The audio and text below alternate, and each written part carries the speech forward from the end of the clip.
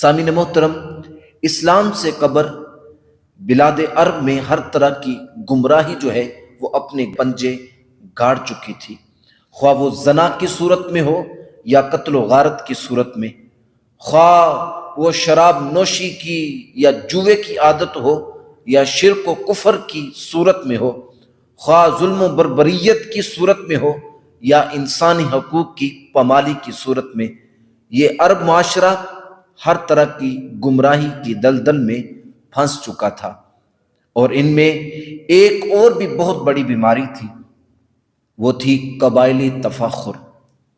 یعنی اپنے قبیلوں پہ ناز کرنا، اپنے حسب نسب پر فخر کرنا۔ ہر کوئی اس بات پہ فخر کرتا تھا کہ میرا قبیلہ بڑا ہے، میرا قبیلہ اعلیٰ ہے۔ ہر ایک نے ایک دوسرے سے فضیلت کے اعتبار سے الگ الگ جو ہے وہ معیار مقرر کر رکھے تھے۔ ایک کہتا تھا میرا قبیلہ افضل ہے کیونکہ وہ بہادر ہے اور اس نے قتل بڑے کیے ہیں، اس نے جنگیں بڑی لڑی ہیں۔ دوسرا کہتا میرا قبیلہ افضل ہے کیونکہ میرے قبیلے کے اندر ادبا بہت ہیں، پڑھے لکھے افراد بہت ہیں۔ تیسرا کہتا میرا قبیلہ افضل ہے کیونکہ ہم تعداد میں بہت زیادہ ہیں، ہمارے ہاں افراد کی کثرت ہے، جس بنا پر وہ اس کو دوسرے قبیلوں سے افضل گرانتا۔ اللہ رب العزت نے قرآن مجید فرقان حمید کے اندر اس کو اس انداز کے ساتھ بیان فرمایا، الہاکم التکاثر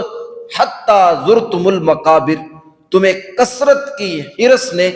ہلاکت میں ڈال دیا یہاں تک کہ تم قبروں میں جا پہنچے۔ الجامع الاحکام القرآن میں حضرت ابن عباس رضی اللہ تعالی عنہ فرماتے ہیں یہ آیت قریش کے دو قبیلوں بنو عبد المناف اور بنو سہم کے درمیان متعلق جو ہے وہ نازل ہوئی، کیونکہ یہ دونوں فریق ایک دوسرے سے بڑھنے کی برتری پر لگے ہوئے تھے اور اپنی سیادت اور اپنے شرف سے ایک دوسرے پر جو ہے وہ فخر کرتے تھے اور کہتے تھے ہماری کثرت ہے، دوسرا کہتا ہماری کثرت ہے۔ یہ اسلام سے قبل دور جاہلیت کا زمانہ تھا، جس میں جس کی لاٹھی اس کی بھینس کا دستور رائج تھا، جس میں بیٹی اور بہن کو قتل کرنا لوگ باعث فخر محسوس کرتے تھے، جس میں امیر کے لیے الگ قانون اور غریب کے لیے الگ قانون تھا، جس میں عزت کا معیار شرف و بزرگی نہیں بلکہ تن دولت اور قوت بازو کو سمجھا جاتا تھا۔ اس سے بڑھ کر اس دور جہالت کی اور کیا بات ہو سکتی ہے کہ جس دور کے اندر اگر غلام اپنے آقا کے جوتے اٹھا کے دھوپ سے چھاؤں میں رکھ دیتا کہ یہ جو ہے دھوپ میں جل رہے ہیں، تو آقا اس کی پاداش میں بھی اس کو کوڑے لگاتا کہ تیری اتنی ہمت کہ میری اجازت کے بغیر تو میرے جوتوں کو ہاتھ بھی لگائے۔ تو صاحب جہاں جہالت کی یہ انتہا پہنچ چکی ہو، وہاں مساوات کا درس کیسے مل سکتا ہے؟ وہاں مساوات کی فضا انسانیت کے لیے کیسے میسر آ سکتی ہے؟ لیکن جب اسلام کا سورج طلوع ہوتا ہے اور ہر طرف ہدایت کی کرنیں پھوٹتی ہیں اور ہر سمت اجالے چھا جاتے ہیں، پھر وہی جو اپنی بیٹیوں کو بہنوں کو قتل کرنا اپنے لیے باعث فخر سمجھتے تھے، اب ان کی عزت کے لیے جان دیتے ہیں۔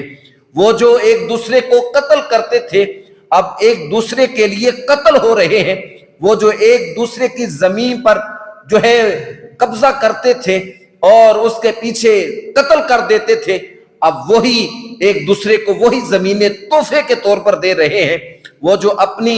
کثرت پر تکبر کرتے تھے اب وہی اپنے تھوڑے ہونے پہ ناز کر رہے ہیں۔ صاحب یہ صحبت مصطفیٰ اور تربیت مصطفیٰ کا اثر تھا، جس نے بتایا لوگوں عزت کا معیار اور ایک دوسرے سے بڑھنے کا معیار دولت میں نہیں ہے۔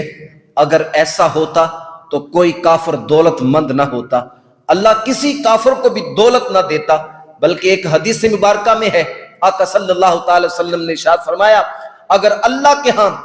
دولت ایک مکھی کے پر کے برابر بھی حیثیت رکھتی تو اللہ آج کسی کافر کو بھی دولت مند نہ ہونے دیتا۔